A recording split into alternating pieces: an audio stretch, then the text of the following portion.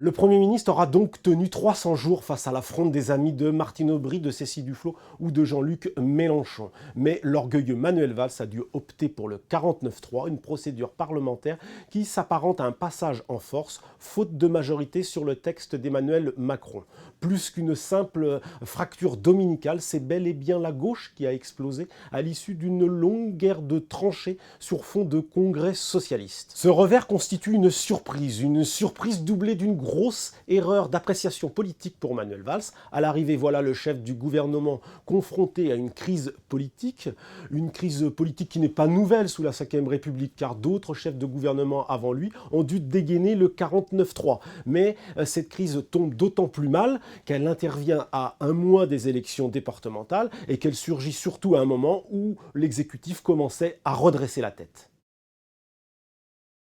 Tout ceci n'est bien sûr pas glorieux. On imagine facilement que François Hollande se serait sûrement passé de cette affaire et surtout de ce revirement, lui qui en 2006 comparait le 49-3 à une brutalité, un déni de démocratie. Faites ce que je dis, pas ce que je fais.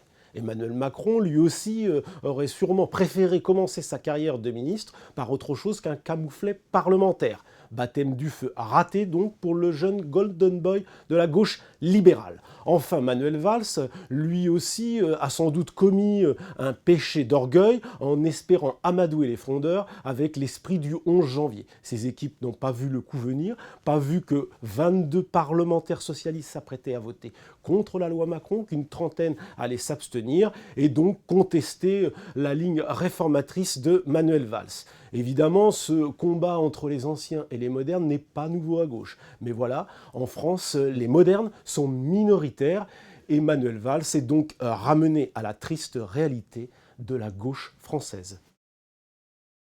Contraint de reculer, Manuel Valls va sauver sa tête, car il n'y a aucune espèce de chance que la motion de censure puisse trouver une majorité alternative dans l'hémicycle de l'Assemblée nationale. Une partie des députés socialistes sont frondeurs, mais pas kamikazes. Ils ont en tout cas réussi à transmettre un message au chef de l'État. Il faudra tenir compte de leur avis. Car Manuel Valls a beau expliquer qu'il n'a pas de temps à perdre avec les frondeurs, François Hollande, lui, a un mandat à terminer et une présidentielle à préparer.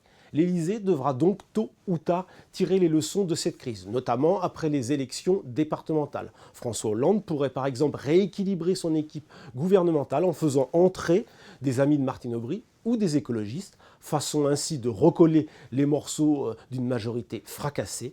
Pas sûr que cela suffise pour faire vivre ensemble des gens qui n'ont plus grand-chose en commun.